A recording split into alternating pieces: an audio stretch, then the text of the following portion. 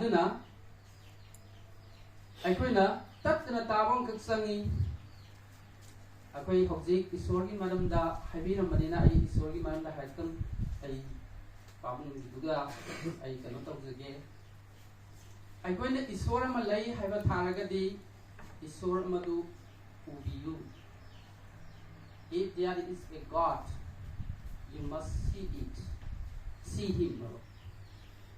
So the material madu khangadabani. Aduna meditation na karamaina khangali hai kanda. Nasagi ai thot lamaka hokti mayam so ungtang jengsi ai si the mapu hai dana solasi. Please close your eyes. Na koi mit doi na senbiyo ungtang senbisi. Aduga sida mapu haibuse sungkau kau dana atopa wakhalon amata sangdana sida mapu haibuse ngangtang solaga amtang review.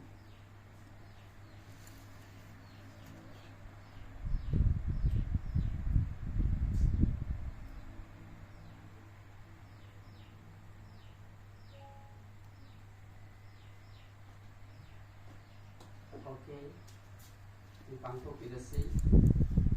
Masigi sida mapu haidana sol base masi se aikoina atopa wakhal amata yahondana uina sol mangamawa without any other thoughts atopa wakhal amata yahondana sida mapu haibase atum lekna atum sol mangamawa roughly saurakna pung ama muki mayan sol mangamawa. That is called meditation. Aduna hauzik meditation ase lakna bagi maru iba magi step yoga nipan nipi se yoga is not a physical exercise. Yoga is a physical exercise not ko. Yoga is a magi step nipan thak lay hai ba nipan dugi taris suba step tuni hauzik ekoi gi meditation hai se meditation ki hek mamang de legi se kai ma da concentration hai se aduna aikoina daily numti kudingi aikoina meditation gi darkar hoi se kai no hai ganda meditation purifies your mind. Meditation na nang ni se sengdoi si kudang moina hai bada aikoi numti gi haudik lawmi amana labukta kumba matamda kai dogani labukta thabak suru matamda laikom soidamaki masada paglakane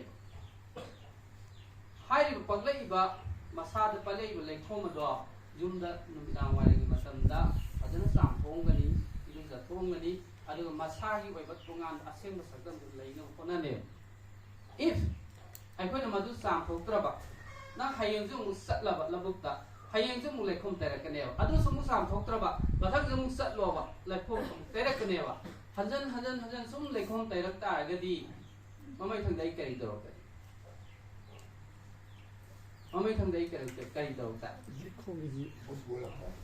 dekho maya pujala matunda ana hoya hom khom oi dro smai to dana nungtu yi tawri ba thabak sing asigi mami amamam pukning sida aina tawriba thabak aduni mami sing aionda sum taru laineba pukning sida haiba mami sing ado mai mami sing ado aikoina meditation tawra nungti gi sam phogdaba taragadi haiba mami mayam sing ado yam salaklaga aikoina kari lakani mamai thangda asagi depression anxieties stress hai akiba hai sing mayam sing se laeba aduna nungti gi aikoina ayukta ama lumidang warinda ama masih saya penulis disitu betul jadi itu fungsi nungti fungsi fungsi disitu yang inna takna nungai tunggu yang begini I will see it is the message of meditation.